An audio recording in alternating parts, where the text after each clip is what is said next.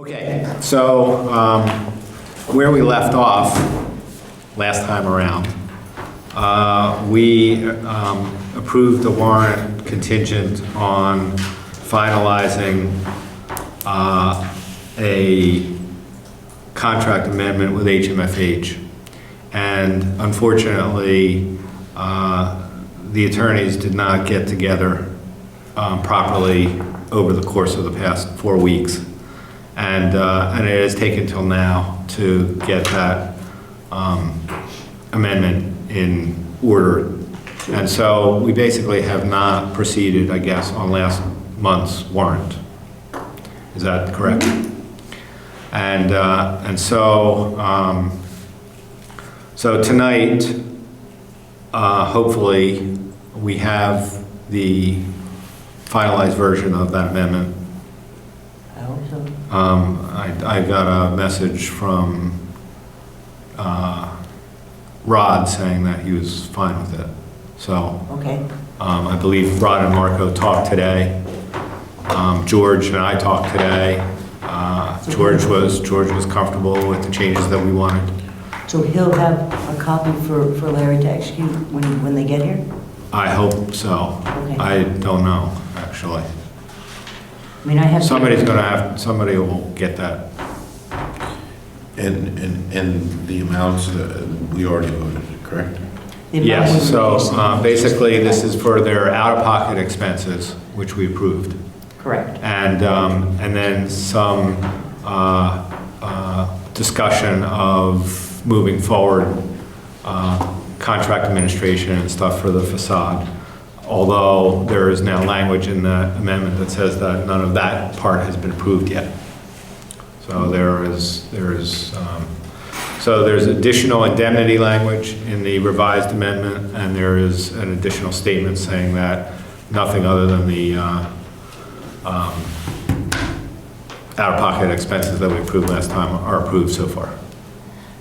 But the additional fees for CA, whether it be for the base building or the rain screen, that should be a separate amendment. That is, I think it's a separate attachment on the amendment, or maybe it's a separate It should amendment. just be a separate amendment. Okay, I don't know, I haven't seen Okay. the final copy of it. Neither have we, okay. Okay. But I guess That being that's- said, so I should also mention that HMFH is under scrutiny by PMA for their requested charges for contract administration and all the work they've done for the facade. And so Chris has spent a bunch of time working with them and gone back to them to get them to revise their proposal for how much they should be charging us for this extra work. And so that, I did hear from George today saying that he was comfortable with most of the things the PMA was requesting. So they are revising their number downward significantly. So we'll see what that ends up being. But again, that number has not been approved yet, and we don't have to worry about that yet. All right. So with that, how do you want to proceed Well, I guess, I can recap where I'm at. with HMFH? Well, with HMFH, George had indicated he was going to incorporate the changes that we talked about and then submit a revised amendment. So we have not yet seen that. He had a lot of recalculating, and just to summarize, they had a lot of their hourly rates were using a rate that was above what was called out in the contract, so I requested that he revise his values to reflect the contract hourly rates. And then there was also a construction admin for phase 1 extended period that we requested he reduce that based on the events that were occurring during that time frame as being shared between the parties. So perhaps they'll have it. Hi. Sorry. How you guys doing? Good. So we were just discussing the HMFH amendment and how it's gone between last meeting and this meeting, and how we believe that we're done as of this meeting. Did you bring a copy to execute? Well, what I brought was,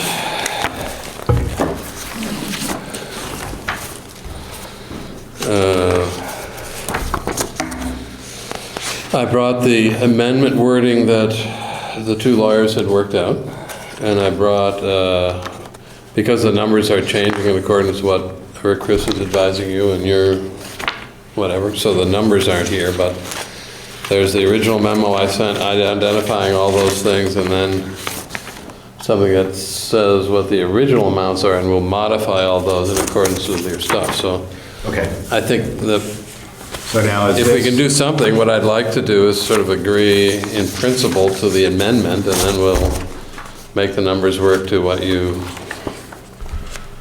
are proposing, agreeing, or whatever. This includes, there are copies. This includes, sorry, we lost our stapler. This includes and mentions also the out-of-pocket expenses, which were discussed at the last meeting. We've seen all of these.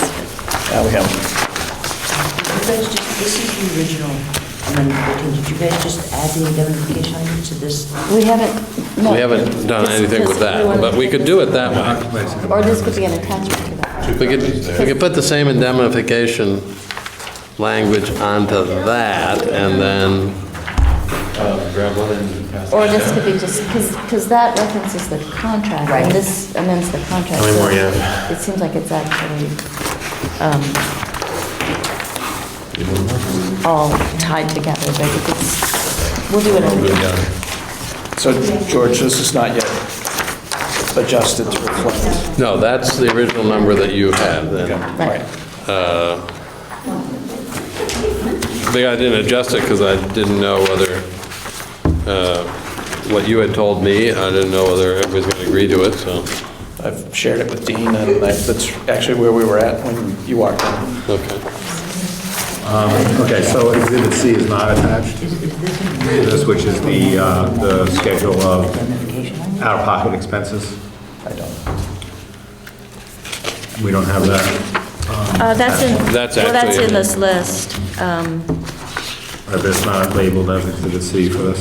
It's the Yeah. in this- out-of-pocket expenses on the back of the April 15th letter. And it's labeled Exhibit C. And I didn't double, I assume it's the same number, but 23,371.66. If it isn't, we'll accept whatever number is on Amendment 14 We already. rounded it to 23,372. We rounded Okay. it to 23,371.60. We rounded it to 23,370 I see, okay, got it. on this. I mean, you guys, I guess you can have this if you want. It's executed, but I guess it's not, it's NA.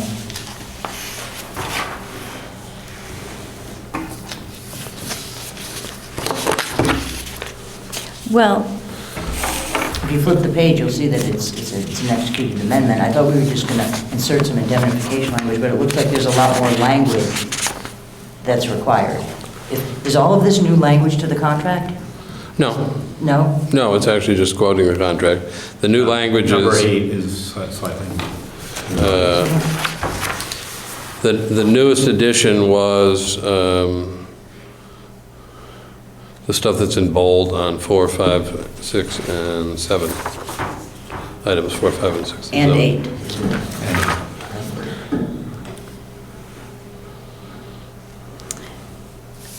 so this was sort of the summary letter, but the backup was about a 50-page thing that we sent to all.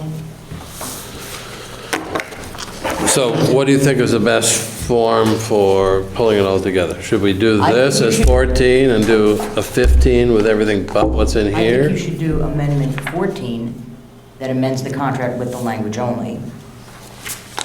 And then all subsequent amendments would be inclusive of the amended contract language. That's how I would do it. These are specific exhibits to their current proposal. The Exhibit B, C, D, and E are exhibits to the current proposal that we just reviewed. Yeah, but because we're going to modify the things that they were referring to, It's the, all right, so what I would suggest is in each of these says, since we're going to modify the numbers in accordance with what you choose. So Well, the simplest thing to do here, which just says, which is attached here too, and then we'll just attach a summary of those adjusted numbers. But you need the additional indemnification language. Well, that's in here, that's in here. But you need And we to could do get all of that recommended. as an attachment. We could do all that under 14. Okay, but it would be slightly different from this because you wouldn't reference these exhibits because these exhibits don't have anything to do Well, with no, that. I'm saying we could eliminate the reference to exhibits. We'll use this as the backup, and then we'll attach to this just one list that identifies the adjusted values of everything. So we'll have this with all the legal language that everybody wants, and we'll have an attachment itemizing the numbers, the new numbers, But I guess. including this, and that will be the backup for this. Oh, all right. Whatever you guys want to do. So we still have a Form F, attachment F, for 14. We'll expand 14 to include these other things that are in here, but in their new numbers. Oh, okay, so you want to lump everything into one amendment. Well, I'm just saying that seems to be the simpler thing to do. But we don't have to. And No, then- that's fine. fine. That's good. And we'll modify our the language numbers, will and continue these to say- guys, Even though it's new numbers, the language will continue to say that these things have not been approved yet. correct. Okay. So what I need for tonight is I need to get this warrant off our backs from last time. I need to get that contingency removed and get that paid and get these guys paid with the stuff that is approved, The which is on that 23,000, last warrant. Right. How do we do that? I don't know. Well, I would recommend, if you were to ask me, I would recommend that we, well, the first warrant one is the out-of-pocket expenses, right? Yes. So we have already approved that. It's on the warrant from last time, already That's why- approved, ready to go. That's why I We just had a quick suggested it be a contingency to separate- add this indemnity language, and that's why we put the contingency on it. And that has taken 4 weeks to get done, and now we're still sitting on that check. I need to fix that tonight. Okay, well, I'm not going away would it from be here without simpler, and contingency. to everybody's liking, if we just expanded that to include everything, put this as an addenda, put the whole list as an addenda, and then you vote to approve this in principle pending PMA's agreement that the numbers have been corrected, and then when they say it's corrected, you sign it, or you I sign it. don't really want to leave here with another contingency. I really want to just, I would state that the one that's already been approved, that there's a separate Yeah. warrant for that one that's approved. Yeah. Period. These others, I think we have to look at. All right, so we'll approve 14, as is. Oh, but you want the indemnification language on Well, it. can't this just be? Well, let me put it this way, the attachment indemnification. To this? Or you're worried because it references other things that It are not references part of it? exhibits that don't pertain to that amendment, that's all. That's correct. So we basically just be copying paragraph 8 into I this? think so. Well, this is Amendment 14. We could handwrite in Amendment 15 when you're referring to these other exhibits that it already says which have not yet been approved. So you would incorporate this as an amendment to 14 so that this language is captured in 14. So, Number 8 is the only one that you're really looking to capture in Amendment 14. and then this 14. one, paragraph 5. yeah, everything's done except we don't have the papers to actually have you sign. Right. Well, 5 is inherent in this. It's Right, it's paragraph 8, the sense of paragraph 8 that they want in here to be able to approve this.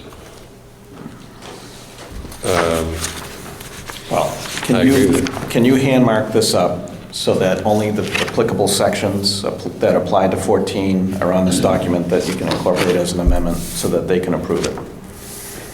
So we can incorporate this as an attachment to this. Only the applicable items.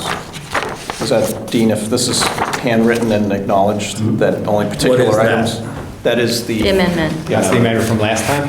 No, it's this. So these Okay. items Yeah. don't apply. 5 and 8 do. Can they hand mark this up? You include it as an amendment to 14 and approve it As an attachment. As an as an attachment to To 14. amendment 14. Yeah, And approve it. and that way 14 is done. I'm fine with that, as long as people initial what they hand mark up. I'm fine with that. And then Larry can sign the amendment, and then we can get this No, updated. he signed the amendment, he would just, I would have would have everybody to sign sign this. this. Yeah. piece of Amendment or addition Yeah, attachment. right, so if everybody signs that, hand marked up. Okay, so how do you want me to mark it up?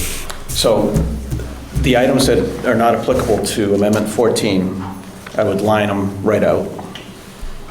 Which are 1, 2, which,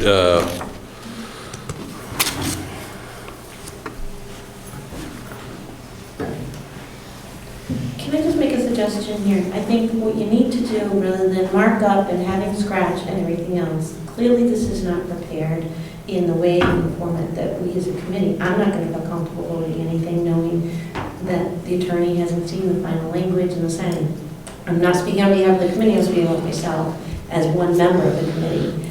I would feel much more comfortable to have this cleanly written as it's supposed to be, rather than mark up, and because there's too much rollover, turnover, and things that happen at the end, and if things aren't clean, it's just not gonna, it's gonna be much more difficult to go back and trace. Seeking only to be responsive to Dean's request that it be concluded tonight. That was the only reason I would mark it up. Otherwise, I agree completely. It should be I just properly think done. even if it means that we have to have a meeting in the middle of the night or something, whatever, that's not a month out, that we want more meetings, we don't know how to do. For the Actually, sake we of don't clarity need- and being clean. We actually wouldn't need a meeting, I think all that has to happen. How about- Larry has to sign this. how about this? How about we Is that right? approve amendment, if you're willing to do this, approve amendment F as it is. Well, I'm sorry, amendment number 14. We'll do an amendment number 15 for all the other stuff, and in that amendment number 15, we'll note that these indemnifications apply to amendment 14, as stated in amendment 15, because you can obviously modify anything prior to it by the next amendment. Why don't we just do this right? I think we need this right. And then this is clean, and then we just do another one for the rest of it. But I didn't need, just. It sounds because very this- piecemeal and very, and at least I'm a little confused It following should be along. it should be very straightforward. Yeah. You know, I think as much as I'm really loath to doing this, but I think the right thing to do here is to just get Ron and Marco to prepare a proper amendment with the proper exhibits and, email it to us tomorrow. Larry will sign it and we can pay the warrant and we're done. I think that's the right way to do this. There So- should be no dispute, there should be no discussion anymore, we should be done. So this is just a simple matter of, preparing the document. Okay, is that for the out-of-pocket or for both? It sounds like we've got enough to have both in there, except that you have the language that says that the other parts are not approved yet. Okay. So we have enough information to do the whole thing, right, in one document. Yes, we do. And it seems like that's just, And frankly, I don't really care about getting the out-of-pocket paid. We've already paid it a long time ago anyway. I'd rather get the whole thing tied up and with a yeah, bow. well, I mean, we've already approved getting you the out-of-pocket stuff. So as soon as Larry can sign this amendment, we'll send you that That's check. fine, that's fine. As soon as it's all in one piece, yes. But we'll expand then Amendment 14 for both of these things. We'll get it, the language incorporated, this language incorporated in an attachment or whatever to this, and then we'll execute it when we can. I think you, We have to rework the numbers, and then you have to review it and agree it's okay. there's two issues. You've got the already approved item that needs to have the language attached to it. That should be a simple, separate document that you need to generate. For Amendment 14. Modify Amendment 14 with the indemnification language, Larry can sign it, and then we'll hit Okay. Amendment 15 with all the other CA services, including the rain screen, read time, et cetera, under Amendment 15. Yes. Okay. And as soon as that document is prepared, you can forward it to me or forward it to Larry, whatever you want to do, and we can get that executed straight away because it's already been approved. And then at the next building committee meeting, you should come prepared or have the amendment 15 ahead of time that we can show these folks, and then come with that document already all together to review, discuss, and approve. So it's Okay. really just adding paragraph 8 into the text of that? Is Right. it- I thought you said Doesn't one, 5. right? Doesn't one? There's 2 paragraphs. Say 5. Whatever Five in this minutes. document pertains to your previously approved amendment needs to be its own separate document you're going to provide. Can I see the previously approved amendment? George has it right there. That was just the standard attachment F from the MSBA architect.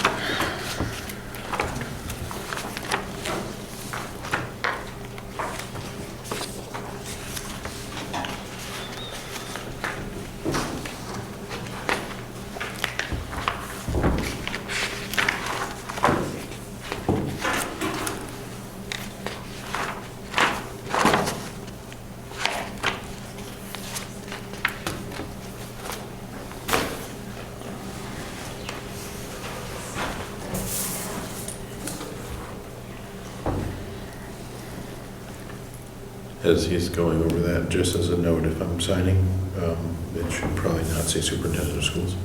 Right. Where does it say that? It's in the amendment. On signature page. It's actually It there, says he does through the the- authorizing signature. It says, acting by and through superintendent of Oh. schools, and then under owner. On this language, that's the way you're, on this language thing, okay. No. So on page 3 of this, just a minor detail, but helps if the person signing is the person that says. So your title is eligible applicant, is that? Yeah.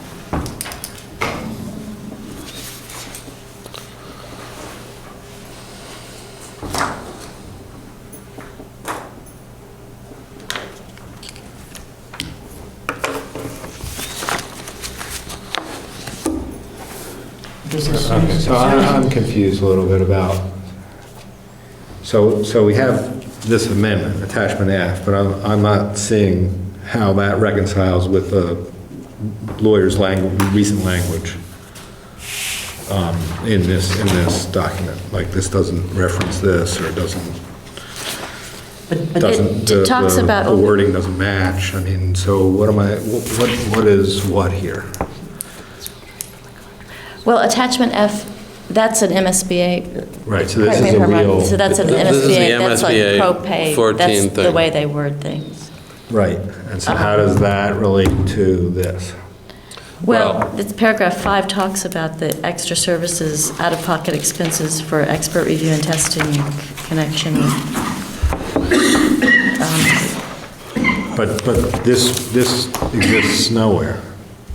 If this is all we sign and this is all we have, then this is Well- nothing. All right, we can, I'm not giving you legal advice. We can, this has already been signed, so anything we do to this is sort of a modification, if you get that. But we could extract from this the section 5 and the section 8, which is the reference to this, or just the section 8, if the lawyers are acceptable, and either make it in as an attachment or add it onto this form and then re-sign it, or initial it. Well, we can't add it without re-signing it. And then we'll do amendment 15, which has a front page like this, and it will have the balance of this stuff with a new accounting of all the numbers that are the backup for it.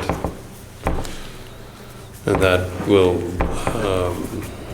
get it. Okay, and so who's going to do this?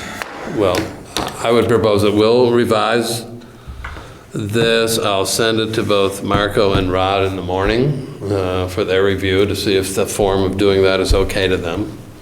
And if it requires then a new signature, we'll just do it over and send it back out. Okay. And then we'll proceed with amendment number 15, as we just discussed, with Yep. its attachments and backups for the rest of it. Yep. Okay. So what does that say about last month's warrant? I think you gotta wait. It continues to wait for this. So we're going to approve tonight's warrant and still not have paid last month's warrant. Can you do that? Yeah, you can. I mean, I don't think there's a problem with that. I just think it's Yeah. Yeah, you it's can unusual, do it. but, okay. Remove an item from a previous warrant, so the rest of the warrant can be paid, or can you not do that? Why would we do that? Can you remove the 23 something from the previous warrant, so the rest of that warrant can be paid, or is that just not even really? You could if it was prepared that way. No, I'm talking, not about this one, forget it. You're talking about the last one. Yeah. I just don't know if you could just remove the 23,000 so that you Well, the could, warrant as a whole was approved. Okay, Okay, can so you that's a release the other portion, funds? So you can release the other funds. monies, then, Right, because they're all separate articles Right. within the warrant. I don't think you need anything from us for that. No. okay, but there's other invoices on that warrant that have not been paid. Right, and they could. And they should be. They can. Okay, then they should be then, okay. I just want to make sure that there's urgency on getting this thing done and cleaned up tomorrow.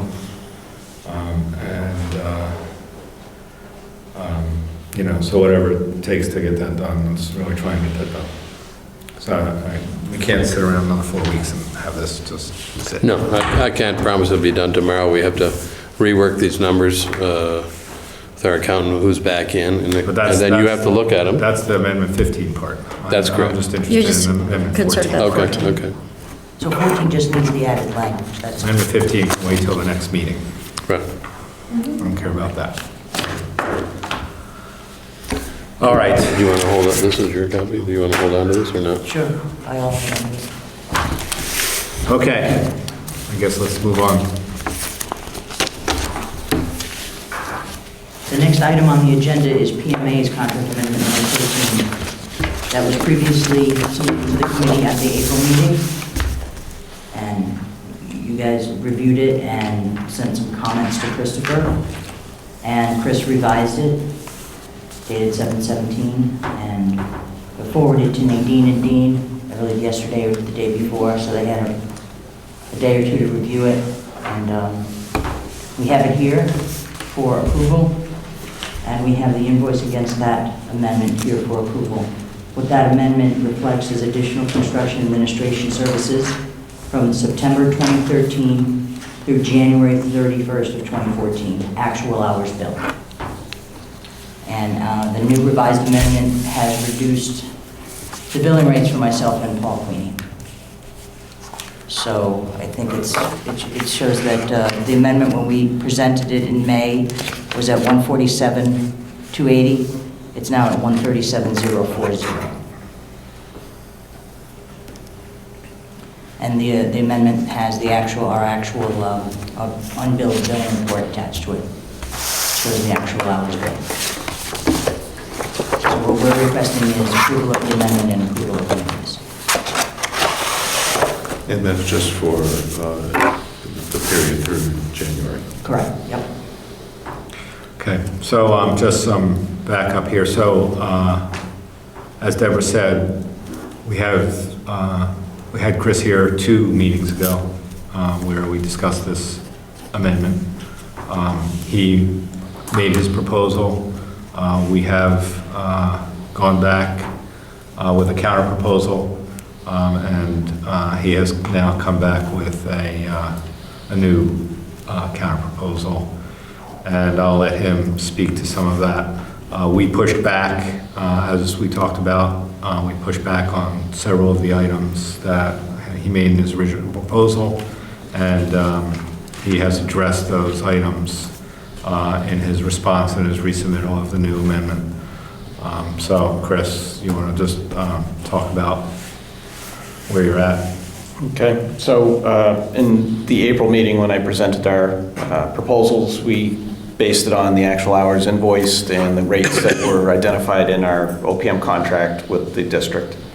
After receiving your feedback, I went through and Amendment 13 is for hours that were incurred previously between September of 2013 and January 2014. And what I did is I reduced our hourly rates below what is in our contract. In the case of Paul Queenie by over $10, and in the case of Deb Scher, I reduced it additionally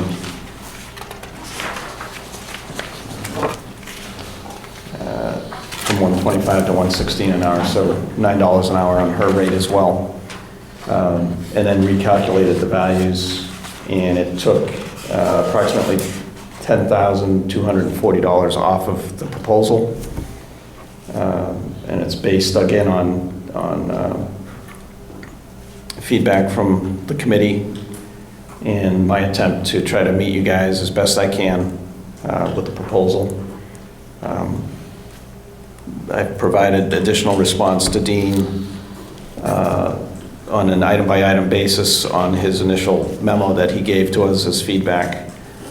So Dean has a more detailed response on item-by-item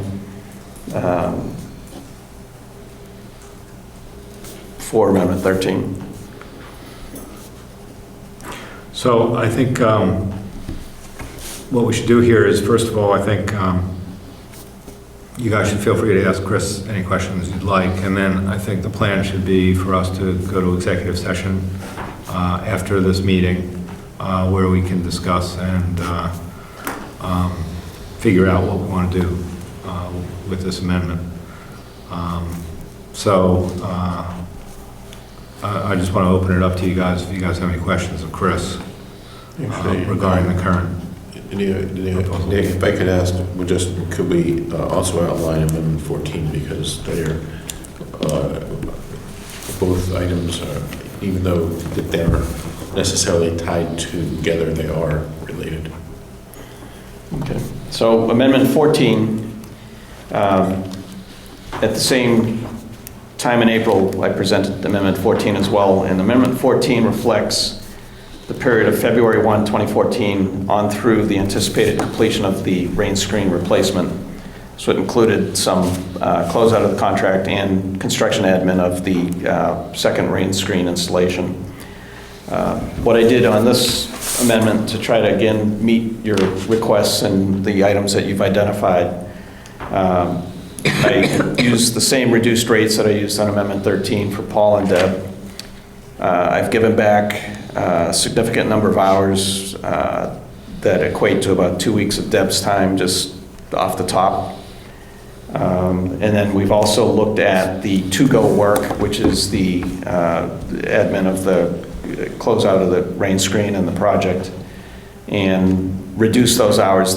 Anything that's not invoiced yet is a value not to exceed, and we're only going to invoice you based on actual hours. So the hours projected will not be exceeded, and hopefully they'll actually be underrun, and we'd only invoice you for the actual hours incurred. So it's a not to exceed value for the work to go.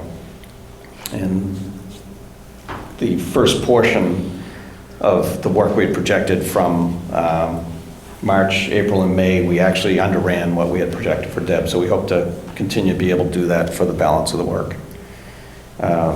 Amendment 14, there was a total reduction of about $26,000 off the top through the reduced hourly rates, give back on the hours, and the reprojection of the work to go. And again, I've given Dean a item-by-item response on the critiques that you provided us with on Amendment 14 from the previous go-around. Yeah, I'm sorry, it would have been better if I had made copies of this for everybody. Apologize for not doing that. We can walk through those numbers for everybody then. Yep.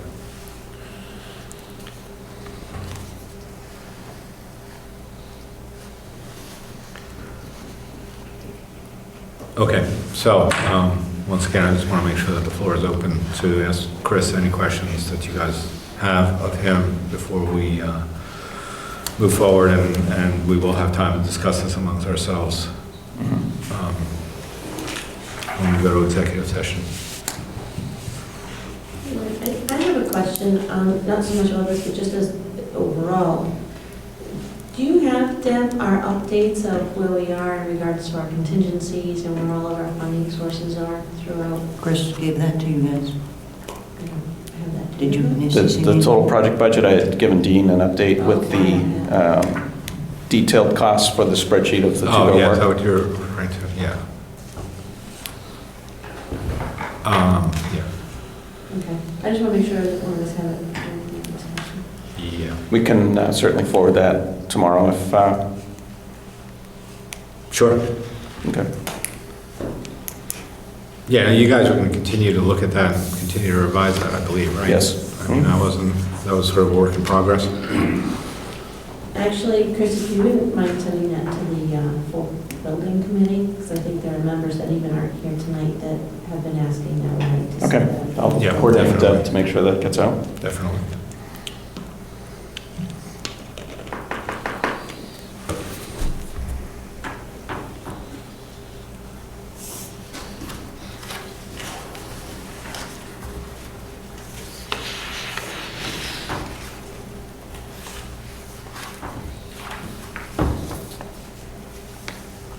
Dean, I think I have a copy of my response to the item by items if you needed that for your executive session.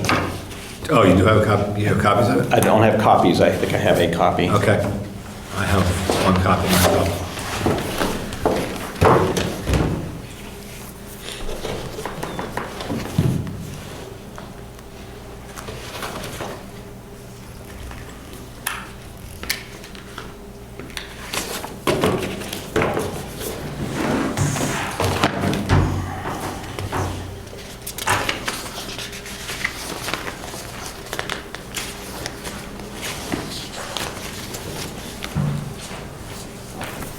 So it's just the one. Okay, great. one was allowed.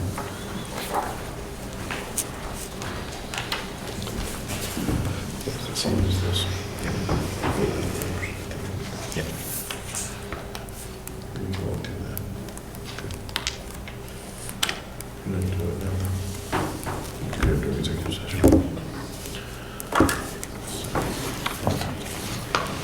So just to kind of recap, tonight, we're representing 13 and 14 to you. We've addressed your comments on an item-by-item basis. We've reduced the balances on both of the amendments. Tonight, in addition to the Amendment 13, we also included the invoice for 13. We would hope that if you're approving of Amendment 13, that the invoice could also be approved, and the invoice for Amendment 14 would be forthcoming if you approve that. Uh-huh. To date. To date, correct. Okay. If, so as we move forward here and we go to approve the warrant, that PMA item is on that, how do we approve that? And do we make it, no, I don't want to make the rest of these payments contingent on us approving the PMA stuff, We so. can just stop can we- right now, go into executive session, and come back up. Oh, you want to do that?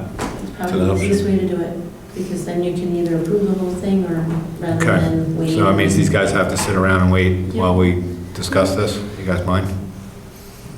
Okay, why don't we do that?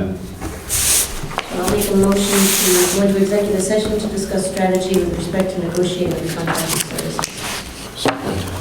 And to open And that. to, I'm sorry, and to open back up in the open session. That's 13, 2 copies, and 14. Okay, great. And then. Yes. And then we have to do a roll call? Okay, and how do we do that again? So Ekstrom, yes? Aggie, yes. Sarah, yes. Okay, so moving down the list then, the next item on the list is approval of the PMA contract amendment number 13, which we just discussed in executive session. So we need a motion to approve that. I'll make a motion. Second. Any discussion? Any further discussion? Okay, all in favor? Aye. Any opposed? Okay. Next item on the agenda, approval of Amendment 14, which we also discussed. And how do we do this now? Yep, so what was the amount? We said that we were going to make a motion to approve amendment number 14 to not to exceed. Not to exceed. How much? 120, effectively 120. Yeah, 121,973, That's my motion. I'll second that. which was our original proposal. And now you can open up to discussion. And now we can open it up to discussion. Okay, so basically, our discussion involved both amendments sort of simultaneously. However, as we discussed it further, there is strong feelings that PMA is being paid under the original contract for a lot of the work that's being done, and the feeling is that perhaps we could be more efficient moving forward. So the compromise position was to pay you guys for the time that you spent in the Amendment 13, and to continue to work on getting more efficient on the stuff moving forward. So we are basically prepared to approve contract amendment number 14 in the amount of $121,973, which was our original proposal, and that's where we stand right now. So we need a motion to approve that for that amount. You have a motion and a We second. have a motion, and we have a If there's second. any Is discussion. there further discussion? Yes, sir. To adjust from what we had proposed to what you're approving, we will certainly look at the scope and need to have the scope reflect what the value is that's approved. That's a difference of approximately $27,000. 17. Yep. I'm sorry, 17,000. Yeah, I was looking at that. But if you want to reduce it another 10, that's okay with us. If you want to reduce it another 10, that's okay. No, I'm sorry. So from what I had proposed earlier this evening, which was the 138,501, you're now saying you would approve only a 121,973. Correct. Okay. So I will need to address that. And it would continue scope-wise. to be a not to exceed. Mhm.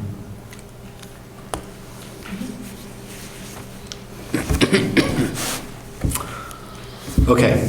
Any further discussion? Okay, all in favor? Aye. Any opposed? Okay.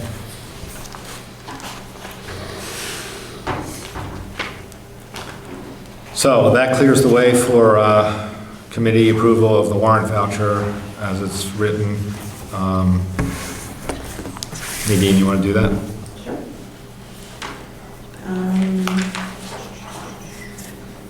The amount of $137,040 for PMA Construction Services for invoice 03281-77.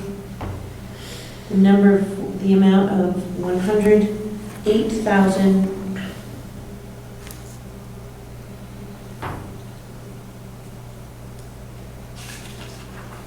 Deb, we don't have that on the warrant voucher here, but it's on the warrant voucher here.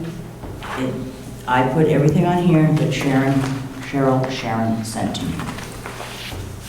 So there's on here is PMA Construction Services for $108,177. Well, that was What is that? the invoice for this amendment that I said I would forward to her if I had it, but I didn't, I never forwarded to So her. that should be removed. Yeah, That's for 14. that's for 14 through, through June, and then John's time from 6/16 to Oh, I see. 7/18. I see. Okay, and then we have for Lambrian Construction, invoice 1 for $112,722.25. We have invoice number 49 for Delsh Williams for $3,874.26. Invoice number 7 for Delsh Williams for $9,660.91.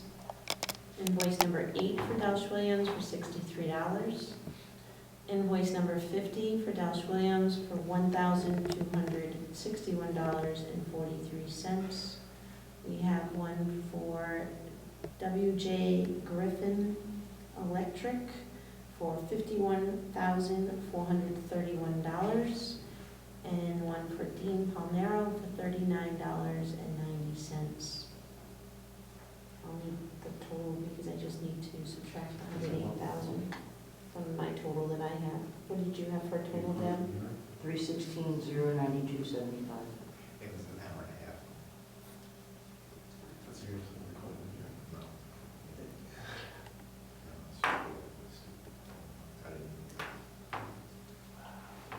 316,92.75? $316,092.75. Yes, that's what I have too. So for a total of $316,092.75.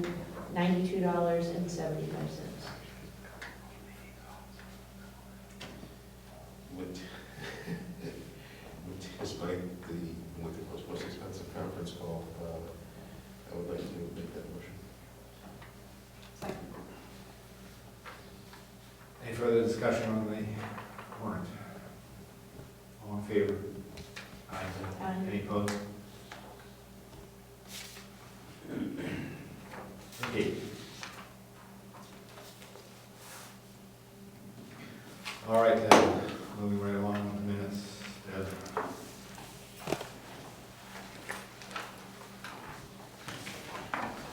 You need to approve the June 19th minutes. So we're ready, can someone can make a motion to approve the minutes?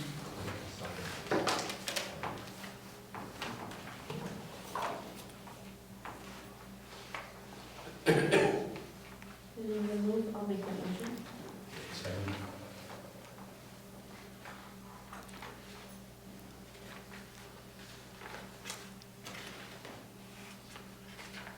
Are we approving the minutes?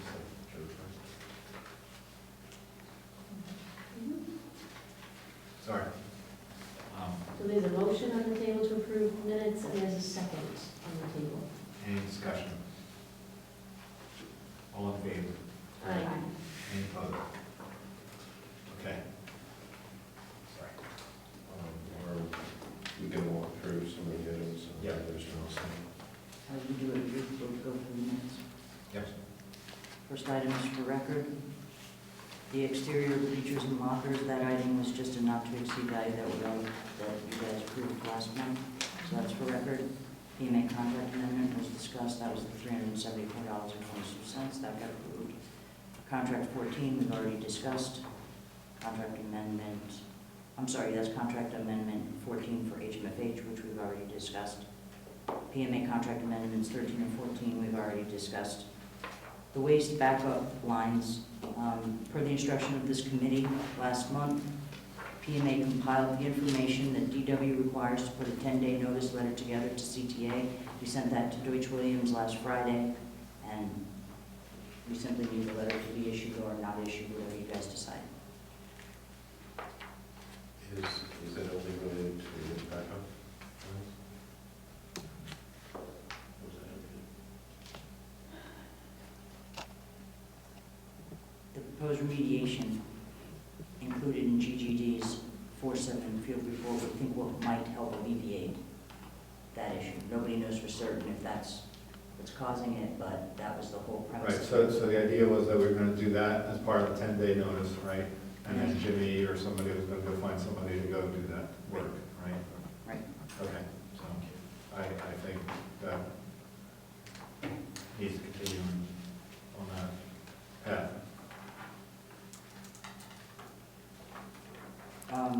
The fume hoods, John Pope our clerk for the rain screen, assisting the district with the fume hoods, took measurements, and I guess we're gonna send this to GGD so they can design something, and then we're gonna bring it back to the district, and a local contractor is gonna fabricate, install a metal hood to the top of those fume hoods.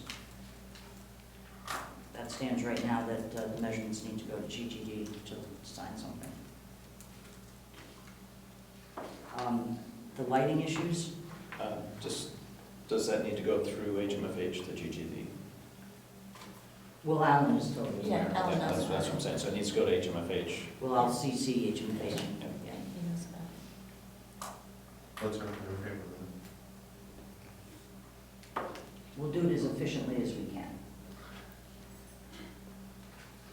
The lighting issues, PMA's clerk worked with the Reflex lighting rep, who was on campus on 7/1. He didn't have all the parts he needed to cover the list of lighting issues that he had. So he came back on the 7th with additional parts and repaired all the lightings that were identified by what we thought was the Tahanto custodial staff. So any fixtures that aren't operating as of after the 7/7 visit are presumed to be bulb replacement or a maintenance issue. And John Pope, again, he was up on a ladder today trying to look at that front light, and he installed a new bulb that did go on, but he wasn't sure if he installed it properly because he's never done it before, and he's willing to come out tomorrow and see if he can take one of the working bulbs and move it to that and just make sure it's not the fixture, it's just that he didn't secure the bulb properly. But it's proposed that this item go to record. The next item, it was the follow-up on fixing the tables and chairs. It looks like the table in here has been fixed, and the chairs are fixed. Chairs are not fixed. Chairs are not fixed. Are the chairs being replaced, or are they actually being fixed? They actually are taking, replacing the shelves of chairs. So the plastic broke? About 300 and so on chairs, yeah. The plastic actually broke? Yeah, what had happened was, I guess, other districts that had ordered chairs around the same time, in fact, I guess the heat wasn't up high enough, so when they molded them and put them together at the seam, they're actually stressing and breaking and cracking. So they're actually they came through and they went classroom by classroom and counted, and then they are getting new seats, and they'll send somebody out to remove and then replace the seats. So even ones that aren't broken? I'm sorry. No. Because they don't know exactly if, some of them may have been taken from another, lot that had been, Wow. maybe a month prior that were left over. So they identified 300 that were either on the verge of Stressed breaking or or broken. were broken, Yeah. okay. Did they give you a timetable for returning? They know, they have the date, they said it would be in August, it would be before school started. Okay.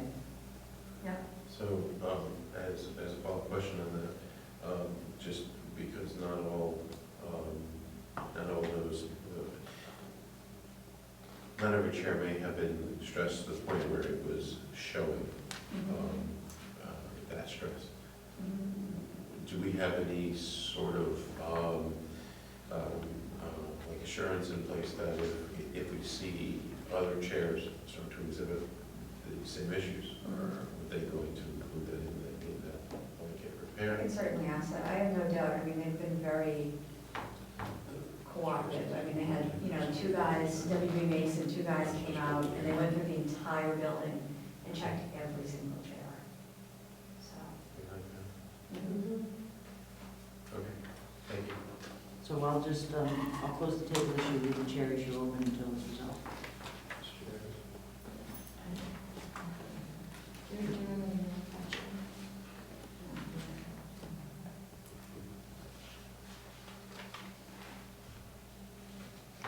You're dealing directly with WB Mason. Yes, yeah.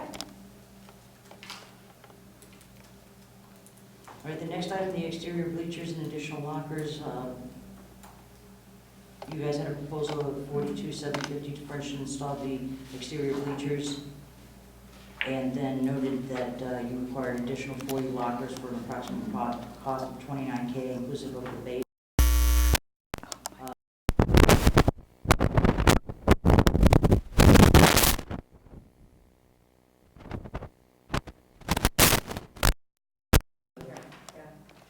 The lot, okay. Yeah. So this, I'm gonna put this to record then as, So that stuff happened, or is it in progress? It's in progress, Great. yeah. The trophy case, the trash receptacles, were ordered through the FY14 monies that we had left over. So, Great.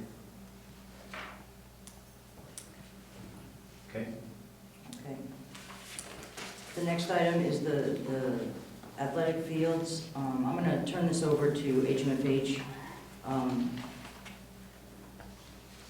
for position. CSS issued a 5-9 remediation memo for the grading and drainage issue at the fields. Then on 6-9, I believe another memo was issued by CSS that accepted the lawn areas. And then on 6-10, another memo was issued that outlined maintenance at the fields, at the playing fields. CTA answered that memo with a letter dated 6/19, basically saying that they had performed all their maintenance and that the 6/9 letter from the architect approved the lawn area playing fields. So HMFH issued a letter July 17th saying that they're making a distinction between the playing fields and the lawn areas. The lawn areas were accepted, but the playing fields were not accepted. The remediation for the drainage and the compaction needed to be addressed, and then the maintenance completed. These items were captured on the 10-day notice information that PMA sent to Deutsch Williams on the 18th. But I guess we need a position from HMFH/CSS regarding the fields. Well, Alan communicated to me that the recommendations in the last letter are that it's not accepted, the fields are not accepted, and then those things still need to be done that were included on the 2 meetings. Okay, So CTA's position on this is that the letter that got sent, it said that the lawn areas were accepted. The intent of that letter, I believe, as I read it, was to say that the lawn areas are accepted, the playing fields are not accepted. However, the letter is ambiguously worded, and CTA took the position that lawn area means lawn. means And fields. whether it's on playing fields or not, and that they are in effect accepted, and that we're reversing our position by saying they're not. That's CTA's position. So just for the record, our spec differentiates between lawns and playing fields in terms of what grows there, so. Yeah, well, To assume that but applies to both. CTA cited that on those documentations, even in playing fields, it says that lawn seeding. So, I'm not obviously defending CTA. I think their position was ridiculous, but I think it was pretty clear, but it is ambiguous. And, you can see where their position is coming from. But the point is that, as far as I can tell, this just relates to maintenance of those fields, is that right? Even if CTA wanted to argue that they were accepted, the letter specifically says that these things aren't accepted. Right. And they still would have to remedy those things. So the only issue is acceptance means that they're not responsible for maintenance from June 9th till now, right? So if they even won their position. That's all we're talking about here, is that correct? Is that we were supposed to be cutting along from June 9th on, so who cares? Does this matter? Well. Yeah. They cut the lawn, they didn't maintain anything, they didn't do anything, they cut it once, that's it. They did I nothing. understand. All I'm saying is that from this point moving forward, we'll argue with them, but, we should be going along at this point anyway, right? Well, not exactly accepted because they're not Well- ours. The problem is that by not You guys maintaining notice them, something. and correct me, Peter, if I'm wrong on this, but the way I understand this, and I've received a few phone calls from some residents just even recently, if we're not maintaining those fields, or nobody's maintaining those fields in the meantime, we are having to go through the whole seeding process and so forth all I over understand. again. No, I'm not And suggesting then we'll that. lose the capacity of I'm using not these fields. suggesting that. So what we said last time was that all the lawn maintenance needs to be in the 10-day notice. It is. And it is. And so we're gonna pick up When that, did we're that gonna pick go up out? that Didn't that go out last meeting? responsibility, and then we're gonna argue later about whether we should have been paying for it or not with CPF. Didn't that go out last meeting? It was supposed to, it hasn't gone out yet. Because we have to do, so we We need, need, we need those 4 weeks in we start August. practice up there. So, And that baseball field and soccer field is an absolute disgrace. Mhm. It's awful, absolutely awful. so when is the 10-day notice going out? Do we know? I sent the information to your lawyer last Friday. You I tell me thought it was, when it is. when was our last meeting? It was the 19th Oh. of June. So why couldn't it have gone out, then we talked about the importance of getting those fields maintained and ready for the season. In 4 weeks, we're supposed to be on that field. We may have to get another $10,000 to be on other fields. It's ludicrous. These fields were supposed to be ready last year.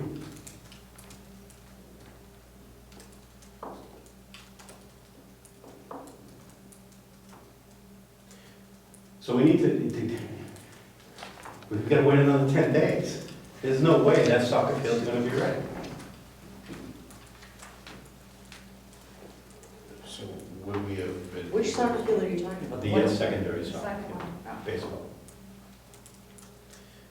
Would we have been in a better position even 4 weeks earlier? Because it sounds like it's not ready. If that 10-day notice had gone out, even immediately after the last meeting, would we have had enough time? We have, well, Yeah. yeah, because we can't do anything out We're there 2 on weeks that. on it already, doing something. They're actually working on the field, hockey field right now. What is the reason why that took so long? From the last meeting? I don't know, I mean. Was it our attorneys? They could have put it together, but I guess they were waiting for PMA to give them all the information. Okay. I just sent Rodney an email right now.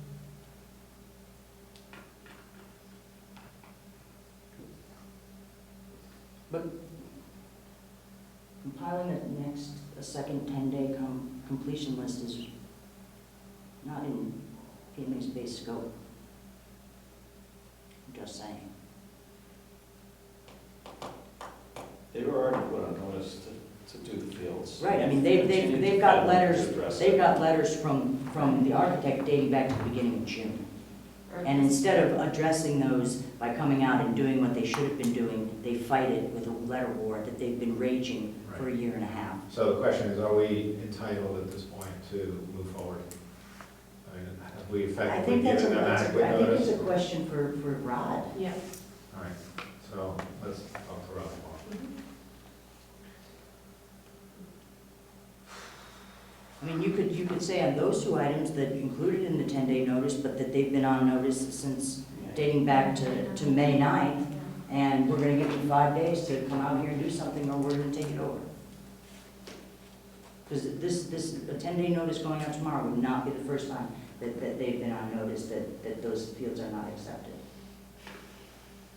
What's the difference between, and as you probably know this, what's the difference in impact or in what the rights it gives us 10-day notice in all the prior letters, is there some legal standing to that 10-day notice that overrides all the other times they've been notified? I don't know, that's sort of what I'm asking. It's the final process that the lawyers are doing, but on previous activities in the building and others, that the inspections have occurred, the work's not been done, you retain the monies through the punch list and monetized punch list. And if the work's not done, the district can do that and never return those monies to CTA. So it's. I mean, the only thing we're risking, if we start tomorrow maintaining those fields ourselves, the only thing we're risking is the cost of doing that, you know? And that's gotta be minimal, you know, what are you gonna do? I don't see why we wouldn't be doing that at this point. Right, Because it comes along. it isn't, you It's know, not they're gonna be going to get that. I know what he's gonna do. They've had to replace about 32 square feet of sod on the field hockey field. He called me yesterday, now that we, I guess, finally were able to cut that field, or someone cut that I field, don't know who cut it, but we're cutting, but it's cut, that there's another 32 square feet that has to be sodded over there. Why does it have to be sodded? Why can't it be It's not level. overseeded? It's not level. We need to use this in 4 weeks. the field hockey, like the field hockey field, the area, it was like Oh, yeah. somebody had dug a trench through, Okay. it's very interesting. That's odd because, I mean, CSS has walked this site several times and that was not listed on any of the landscape architect's punch list. So they need, can we just, How do you do it? What do we just have to do it? What do we need to do, sod? More sod? Well, I We need mean, to for do that another 32 field hockey square field. feet of sod. I think it's more on the softball side, all right? But since they have the material, the sod there at the same time, it kind of made, yeah, I was asking if you could do it all at the same time. Now, that field technically is still not the school's. It is now. Now that you Mowed it. vote it. Rick mowed it. Well, they're not gonna do anything anyways. Give them a 10-day notice, give them You a know, good notice, let them do I it. would be inclined to just go ahead and do it. What do you think, Amy? I think you should call Rodney tomorrow. Let's do that. Okay, so hang on till tomorrow and we'll figure it out. Although, excuse me, for your purposes, CTA is not gonna do it anyway, no matter what. Oh, I know that. I knew that 6 months ago, a year ago. I don't see what the downside is, because it isn't like, it isn't as if we start maintaining it tomorrow, Well, without somehow in like CTA's mind be taking responsibility any more than they, because they already think you should have responsibility anyway. So I don't It's really a see- question of whether we are buttoned up to be able to charge them for it, you know? it's a question, where's the money gonna come from? If we have invoices to pay, you know, that happened before this 10-day notice, then, you know, we may have to eat. Is that on the monetized punch list? Let's see what Rod has to say, Money for fields. we'll figure it out. I don't know what else. Did you make a comment tomorrow? He said, as you know, actually, playing at 6 o'clock today, but I just emailed him, and I responded back with one saying that he hasn't been up today, so we'll see if he responds back and ask him a question. And just go ahead or, do we in fact actually have to do the 10 days? You're not around tomorrow? I can't believe the 10-day notice. You're not around tomorrow? You leave tomorrow? I mean, I have his phone number, I'm going to call him. I don't know if it's anything like that. But let's see, he might respond back to me. Maybe what we should do is approve another $10,000 to transport the students, if that feels not right. Can Are we gonna have we opportunity wait this month to do that? till next month to do that? No, I mean, you have to plan, you know. We follow start, the we drivers. start, it's not a question of just calling up someone, hey, we need to use your fields. We have to get fields. We have to, He's Are also- Are you saying there's no possibility to get the fields in shape at this point? Sorry? Is there no possibility to get the fields in shape at this point? not if we wait 2 weeks. I'm going another 2 weeks. How about if we start now? Possibility. Let's move on to the next one and see if we get. What? Let's move on to the next topic and see if I get Rodney's response in the meantime. Okay.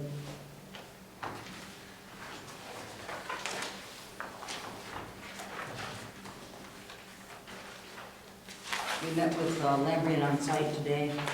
They gave us an updated schedule today. They've assured us that they're on site to hit all the contract required milestone dates and contract completion date for the rain screen. You guys can see it going up there. I'm not sure if anyone has any questions. We're having another progress meeting with them next Tuesday. And we'll just keep an eye on their progress and make sure that they hit the completion date. Are you feeling better about them making it?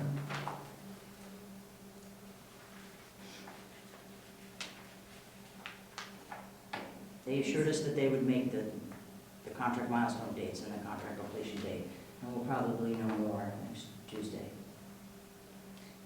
They guaranteed that beginning no later than Monday the 28th, that their work crew will consist of at least 4 men plus the super, with marked improvement in productivity, which AKA quality of work in place is not realized by the 10:30 meeting next Tuesday. Lambrian has agreed to increase their workforce. I told them they should send Corey's over right now. Should they need the workers next week, don't send them to me next week, when you meet them here next week. And Jim Lambrianitis, who owns Lambrian Construction, was on the phone, and he understands the urgency. I mean, he expressed that he understands the urgency, and he said, we're gonna hit this. We all want to succeed. All of the actual materials and everything all arrived Oh, on yeah. time, Oh, yeah. that's all good, right? Yep. Everything arrived when it was supposed to, and they were able to start the install right when they had planned, so. Is it that they haven't been making the progress because it's just that the work is? Well, there's a little learning curve in installing and putting, and cutting the tiles and laying out the tiles. But they're telling us that we can't base the progress of the job on the first monitor because that was kind of their learning curve. But they're getting more efficient at what they're doing, and so the other monitors should go more quickly. Which actually sounds pretty reasonable. And it's true, the second monitor went up pretty quick. And Yeah, then, they haven't done a lot of the cuts and stuff, Yeah. you know, which the front tiles go up pretty quickly, Yeah. you know, the whole tiles. just as a note from, just taking a quick look on the way it looks like the quality levels is very good. And so if their progress is starting to match up to the expectations, you know, we won't necessarily want to compromise anything that could impact the quality level. I haven't been out there because of that stuff.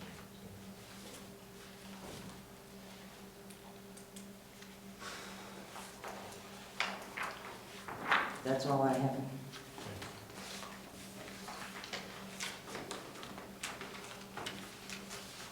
All right, any other discussion topics for tonight?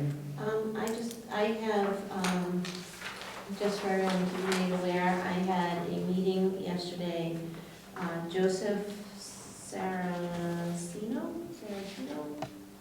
he's from the Laborers New England Region Organization Fund, and he actually came to my office yesterday in a meeting and to give a public records request for emails that were provided regarding the project, regarding CTA, PMA, and anything that was regarding the septic, the facade, or the termination letter, as well as the carpenter's packet. So I did explain to him that it's a, public records request. We have 10 days to get all this information together for him. And we have 10 days to respond to his So 10 days request, to not produce the respond, information. and so he just said, let him know if the cost exceeds $50. That's what he wanted specifically, that information. But I don't know what that specific, I don't know what he's asking for. What termination letter is he talking about? How we terminated the letter that we gave to CTA, that we terminated them on a portion of the facade.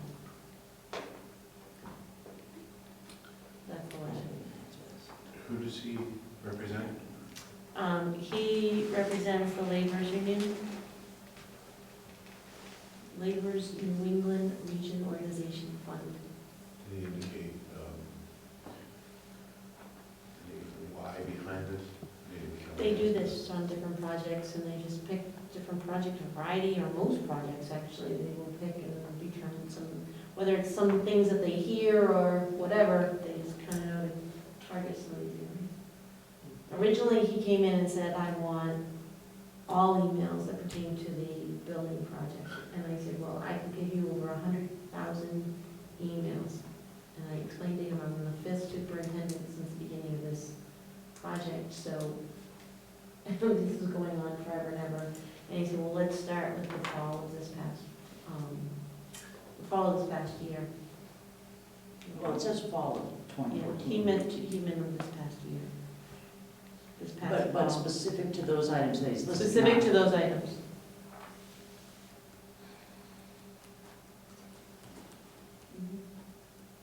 So, That's a lot of information. So if the- it's And very I know- small compared to the original request that he had. And so if the cost of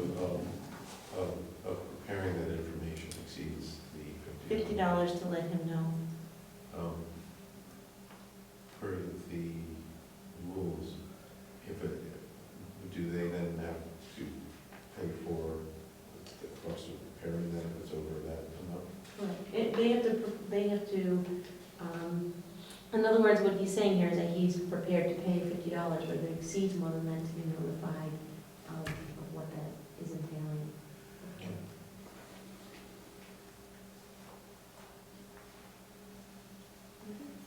So that's the only thing. Rodney has not responded back to me, so. I just want to update you. I had agreed to spend time going through these spreadsheets that PMA has prepared regarding all the stuff between us and CTA, all the change orders and all the stuff that's going on between us, disputed pricing, withheld money, all that kind of stuff. I am in progress on that. I have not done it nearly as quickly as I probably be able to, but I have gone through most of it. And the goal of it is to summarize a negotiating position for our attorneys to start settlement discussions that we talked about last time. And so I plan to get that done over the next couple of days and get some kind of summary together for all this stuff that the lawyers can use to start a negotiation with CTA. So I will forward that summary to you guys as soon as I get done. Okay.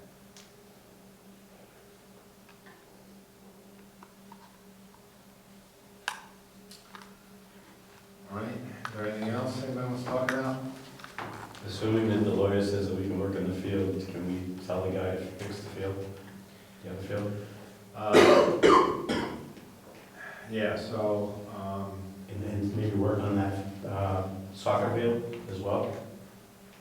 Not the inside, not the one inside the track. so The if young Rod guys. doesn't respond to you, I'll talk to him tomorrow morning.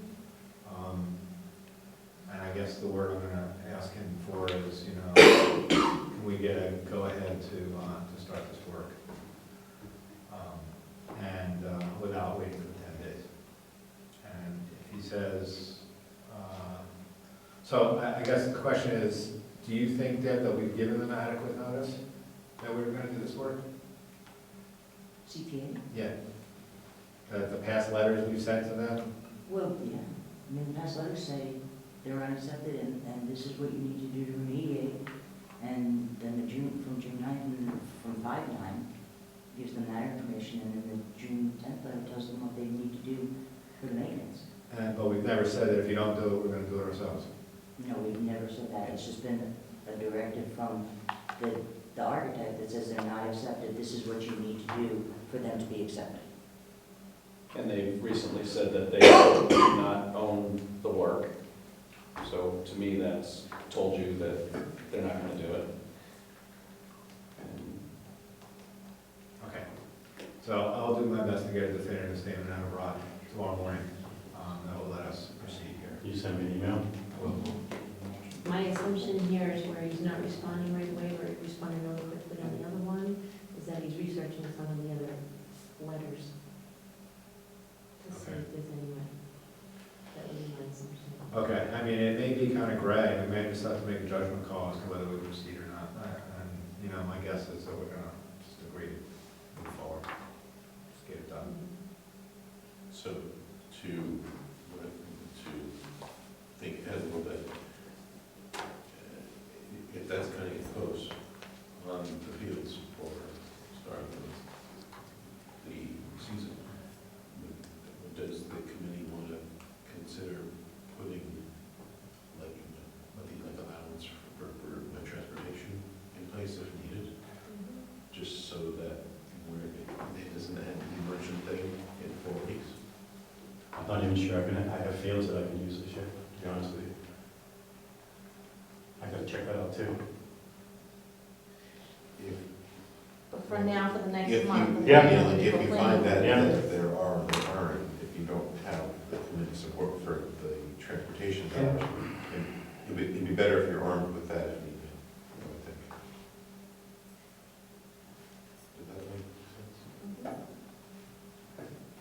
So, you were looking for 10? I think we usually, I think it was about 10, 11,000, 10,000 each year, each season. So 10. So, I'd like to move to approve and not to exceed the value of $10,000 for transportation if needed, if those specific fields are not available for use for the start of the season. I'll second that. Any discussion? Okay, all in favor? Any opposed? Just want to quickly mention, the only thing that might stand in the way of the district's position on not owning the fields is the certificate of substantial completion for Phase 2, which has not been signed or acknowledged by CTA, did monetarily itemize the drainage and compaction issues on the playing fields, but it did not monetize the maintenance of the playing fields. So they owned correcting the drainage and the grading, but they didn't own the maintenance, if one were to read that literally. Then the second obstacle in position that CTA owns it is the 6-9 landscape architect's memo that says the lawn areas are accepted as complete. So those are the two things that Rod might say to you. Right. Weaken your Right, position you know- that CTA owns this. Right, so, I mean, like I said, this is probably gonna be gray, we may lose this issue, but the fact is that, we're the ones that are gonna do the work anyway, so let's get going and do the work. Here's a question. How much is it gonna cost to actually do the work? I don't know. I don't even know what the What work do you is. think? I think it's to do the work on that field, to put the sod in, it's gonna, Yeah. it was like, no, it was like 7,000 or 8,000 total. Yeah, you're right. This is the grading and drainage of 8,000. So it'd be another like 4,000, he said, to do the other sod work over there. Another 4,000. So we're So saying. that's sod work. And we also have money in the budget as far as the seeding wood. Maintenance. I guess my point is, how much is it to fix it now, to say we're gonna fix it now, versus $10,000 for transportation? Right, well, right, exactly. Yeah, I think we What need are to fix we it now. doing? I think we need to fix it now. I And think in you fact, guys should be out there just fixing it. the amount of, time and headaches for Peter, and, I think our athletes and our parents have been more than cooperative. I really don't wanna custom zone their house, I really wanna use these fields. But that doesn't include, like those drainage issues. It includes basically just the maintenance of, But see, if they follow the memo of 5-9 and they do the deep tying aeration, yeah, there's a great possibility that that will alleviate the drainage issues. That's my understanding Right, of that was Mark's what she- position. Yeah. So if your folks follow the grading and compaction / drainage recommendations in the 5-9 landscape architect's memo as part of their getting the fields in order, then do the maintenance that they will understand, you Yeah. probably could address both You're talking about issues the at once. softball field drainage And the baseball And the fields. and the baseball field, yeah, he's kind of looked at that already. Problem with this field is it's going this way, right onto the field for some reason, where it should be going this way. So he's looked at that, he's aware of that, and said he could fix it. Okay, so for Did you look at that, both fields? Is that just for the? I think we went over to both fields, all for of that, you that. might want to wait the 10 days. Which, that part? For the drainage remedies, you might want to wait 10 Okay, days. I don't think he's ready to do that anyways. We wanted to get the field, hockey field ready to go. Because that theoretically is still owned by CTS, theoretically. But that's what our 10-day notice will allow us to work on. So for that piece of it, let's wait 10 All right, days. I guess my feeling is I'd like to do something with the baseball field, the outfield, the soccer, and they're already working on the field hockey. Yeah, you're talking about sod and stuff. The sod would be on the softball field. Yeah. Are we okay to proceed with that? Yeah, why don't we just say yes? I'll talk to Rod tomorrow morning, but you know what, we're doing it anyway, so let's just do it. Well, I think that's better than the 10,000. I No ways absolutely in agree. life. I would resist as hard as we can trying to get these kids to a different field. I think that would just make us look terrible. I don't think we want to do that, so. No one wants to have to, no one wants to Yeah. spend money. Right. Let it go. But just to have the option, I mean, you know, yeah, you got the option, you got the money if you need it, but let's hope we don't need it. All right, I don't exactly know how to approach the signing of this amendment. So Larry needs to sign it. I don't think you want us to sign amendment 14. We can't sign amendment 14 as written here anyway. No, you can just, can you Take that execute back. 13? We can execute 13, I think. Yep.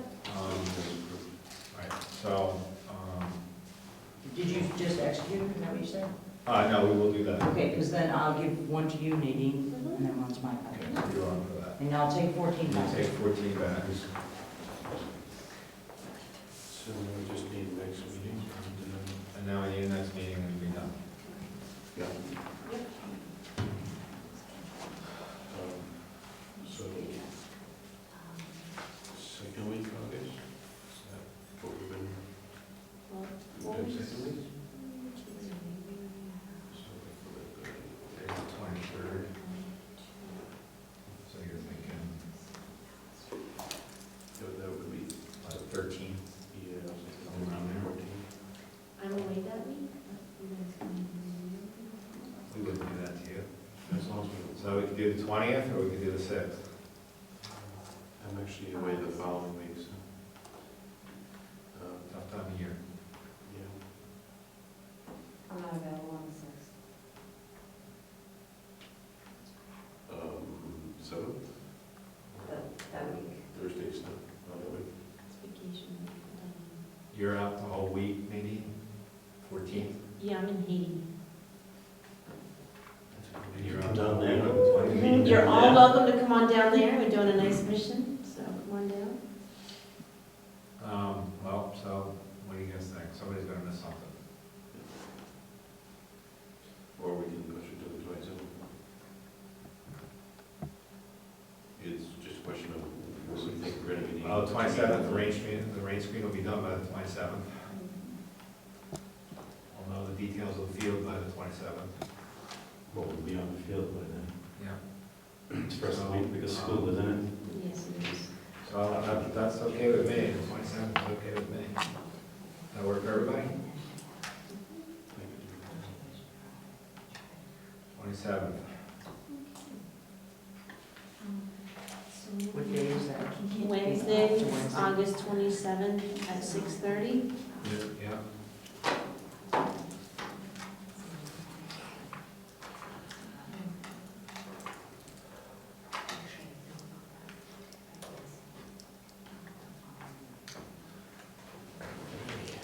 Motion to adjourn? Your second? Second. All in favor? Aye. Aye.